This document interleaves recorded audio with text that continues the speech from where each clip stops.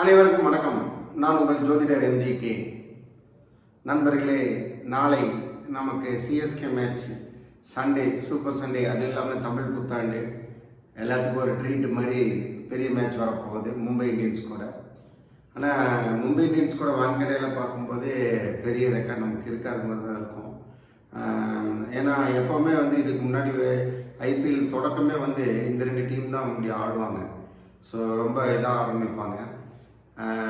Okay, இப்போ Mumbai Indians நம்ம இப்போ 29வது மேட்ச் வந்துட்டோம். அதாவது ஐபிஎல்லில் 29வது மேட்ச்சில் நாளை இரவு 7:30 மணிக்கு வான்கடையில் சிஎஸ்கே மும்பையின் சொந்த மண்ணில் வான்கடையில் சந்திக்க இருக்கிறார்கள்.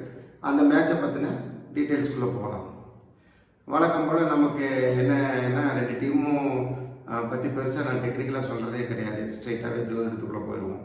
டாஸ் நாளைக்கு மும்பை ஃபேவராக தான் வருது. மும்பை என்ன யோசிப்பாங்க அப்படின்னா, டாஸை வின் பண்ணி ஆக்சுவலாக அவங்க லாஸ்ட் சேசிங் நல்லா இருந்தனால சேசிங் இருக்கிறத சிஎஸ்கே பேட் பண்ண சொல்லலாம் அப்படிங்கிறது அனுமானம். Toss Mumbai Indians. அப்போ இதுலேயே நமக்கு ஒரு சின்ன ரிசல்ட்ஸ் கிடச்சிருக்கு. அப்போ நம்ம சேசிங்க்கு நமக்கு சான்ஸ் கம்மியாக இருக்குது. Toss suppose Mumbai Indians win பண்ணலாம். சரிங்க சார், அப்போ மேட்ச் விளையாடுறோம். மேட்ச் விளையாடும் போது நம்ம ப்ரெடிக்ஷன் வெறும் வெற்றி தோல்வி இல்லை, யார் பிளேயரு எப்படி மூவ் ஆகுது அப்படிங்கிறது தான். மேட்ச் ஸ்டார்ட் பண்ண 7:30 8 மணிக்குள்ளே பார்த்தீங்கன்னா கிட்டத்தட்ட 9ஆம் நம்பர் பெர்ஃபார்மன்ஸை செமையாக பண்ணிகிட்டு இருப்பாங்க. கண்டிப்பாக 9ஆம் நம்பர் உள்ளே வந்துடுவாங்க. அப்புறம் 9 முடிஞ்ச உடனே 8லிருந்து 9 மணி வரைக்கும் நம்ம அந்த கணக்கு எடுத்துட்டோம்னா கண்டிப்பாக 1ஆம் நம்பர் வந்துடுவார். அதுக்கப்புறம் 6ஆம் நம்பர், அதுக்கப்புறம் 5ஆம் நம்பர், அதாவது 10லிருந்து 11 மணி வரைக்கும் பார்க்கும்போது 5ஆம் நம்பர் நாமினேஷனில் வருது. இந்த மாதிரி கணக்கு எடுத்து பார்க்கும்போது நாளைய கணக்கில் எப்படி விளையாடுவாங்க அப்படின்னா, ஃபஸ்ட்டு பேட்டிங் எடுக்கிற டீமுக்கு 9-6-1 அப்படிங்கிற நம்பர்ஸ் ரொம்ப பெர்ஃபார்ம் பண்ணி கொடுப்பாங்க. 9-6 and 1 ஃபர்ஸ்ட் ஆஃப், அதாவது ஃபர்ஸ்ட் பேட்டிங் பவுலிங் எது வேணாலும் இருக்கலாம். ரெண்டு டீம்லேயும் 9-6-1 பெர்ஃபார்ம் பண்ணுவாங்க. அப்போ செகண்ட் லெவலில் வரும்போது அந்த 9க்கு பதிலாக 5 சேர்த்துக்குவாங்க. 1-6-5 இவங்க தான் பெர்ஃபார்மராக இருப்பாங்க. அப்போ மோஸ்ட்லி இன்னிங்ஸ் முடியும் போது தான் நமக்கு மேன் ஆஃப் த மேட்ச் பிளேயர்லாம் தெரியறதுக்கு வாய்ப்பு இருக்குது.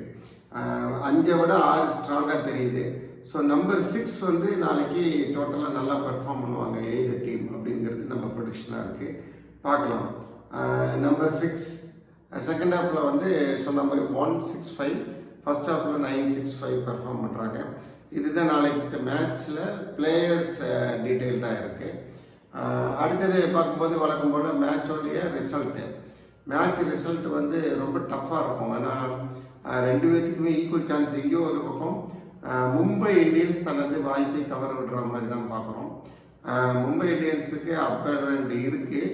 ஆனால் இது ஒரு சின்ன மிஸ்டேக்ஸ் ஏதாவது ஒன்று பண்ணியிருந்தால், அந்த ஏதாவது ஒரு சின்ன தகராறோ அவங்களுக்குள்ளேயே சப்ளிங் ஆகிறது ஏதோ ஒன்று ஆகினா தான் சிஎஸ்கேக்கு எட்ஜியாக இருக்குது. வின்னு 50-50% தான்.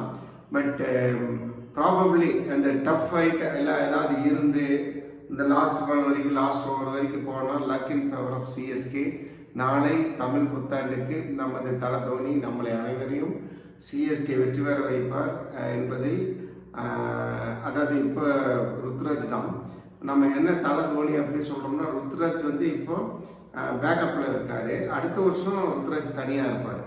அப்போ இந்த வருஷம் நம்ம அத்தனை பேருடைய தமிழர்களுடைய எதிர்பார்ப்புகளையும் புத்தாண்டு அன்னைக்கு இந்த சிஎஸ்கே டீம் வரலாற்றின் வரைக்கும் மும்பை இந்தியன்ஸை வான்கடையில் ஜெயிக்கும் என்பது எனது கருத்தாக கூறி இந்த பதிவை நிறைவு செய்கிறேன். நன்றி, வணக்கம்.